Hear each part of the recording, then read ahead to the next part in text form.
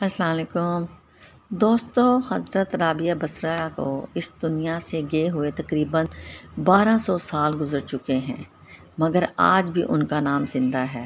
اور آپ کو بتاؤں، نہ ہی وہ کوئی شہزادی تھیں اور نہ ہی وہ کوئی ملکہ تھیں اور نہ ہی وہ اتنی خوبصورت تھیں اور نہ ہی وہ خاندانی تھیں، لیکن ان کی خاص بات صرف یہ تھی کہ جب بھی آپ عشاء کی نماز پڑھتیں، روزانہ عشاء کی نماز کے بعد آپ غسل کیا کرتی۔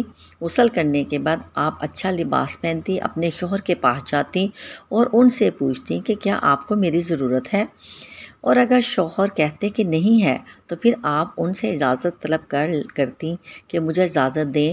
شوہر انہیں اجازت دے دیتے تو پھر وہ ایسے مسئلے پر کھڑی ہوتی اور ایسے ہی کھڑی رہتی، اور فجر بھی اسی مسئلے پر ہو جاتی تھی۔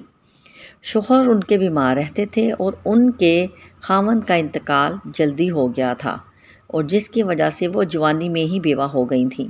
لیکن دوستو، اس وقت کے امام بصرہ کے امام حضرت حسن بصری رحمۃ اللہ علیہ خود چل کر ان کے گھر تشریف لائے اور ان کو شادی کی پیشکش کی، اور خود چل کر اس کے لیے رشتہ لے کر آئے تھے۔ ان کو شادی کا شوق نہیں تھا، بلکہ حضرت رابعہ بصری تو اولاد کے قابل بھی نہیں تھیں۔ آپ چل کر خود صرف اس لیے آئے تھے کہ ان کی نیکی جو اللہ تعالیٰ سے ان کا تعلق تھا کہ شاید اس میں ان کو اپنی بیوی بناؤں تو میری بھی بخشش ہو جائے، اس لیے حضرت حسن بصری رحمۃ اللہ علیہ خود آپ کے پاس چل کر آئے اور ان کو پیشکش کی کہ رابعہ بصری سے میں شادی کرنا چاہتا ہوں۔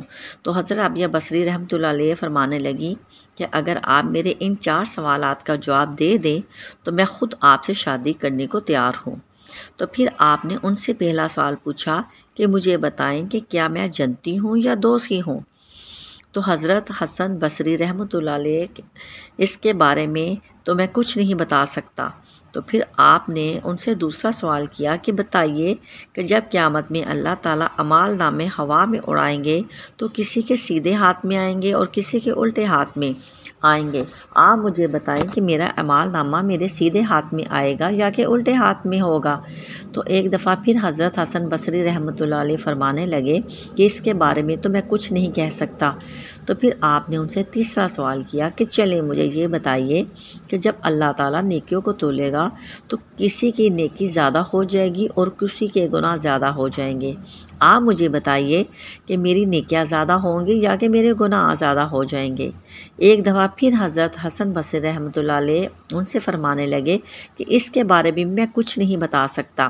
تو پھر آپ نے ان سے آخری سوال پوچھا کہ جب لوگ پل صراط سے گزر رہے ہوں گے تو کچھ لوگ اس میں گر جائیں گے، یعنی کہ جہنم میں گر جائیں گے، کچھ لوگ اسے کراس کر جائیں گے، کیا آپ مجھے بتا سکتے ہیں کہ کیا میں پل صراط پار کر لوں گی یا میں جہنم میں گر جاؤں گی؟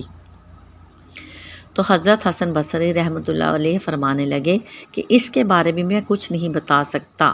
تو آپ فرمانے لگی کہ معذرت کہ آپ یہاں سے جا سکتے ہیں، مجھے ان 4 سوالوں کی تیاری کرنی ہے، میرے پاس وقت بہت کم ہے اور میرے پاس شادی کا وقت نہیں ہے۔ تو دوستو، جب ان کا انتقال ہوا تو آپ کا انتقال رات کے وقت ہوا۔ آپ نے اپنی خادمہ سے کہا کہ مجھے جلدی سے دفن کر دینا، کسی کو مت بتانا، اگر بتانا ہوگا تو بے شک صبح لوگوں کو بتا دینا، لیکن رات کو مجھے جلدی دفن کر دینا اور مجھے کفن دینا میری اسی چادر میں جس میں میں تہجد پڑھا کرتی تھی، مجھے اسی چادر میں لپیٹ کر دفن کر دینا۔ سبحان اللہ۔ دوستو، یہ وہ لوگ ہیں جو اللہ تعالیٰ سے دوستی لگا لیتے ہیں اور اللہ تعالیٰ دنیا ان کے لیے مسخر کر دیتا ہے۔ اللہ پاک ہمیں نیک کام کرنے اور نیک اعمال کرنے کی توفیق عطا فرمائے۔ جزاک اللہ۔ سبحان اللہ۔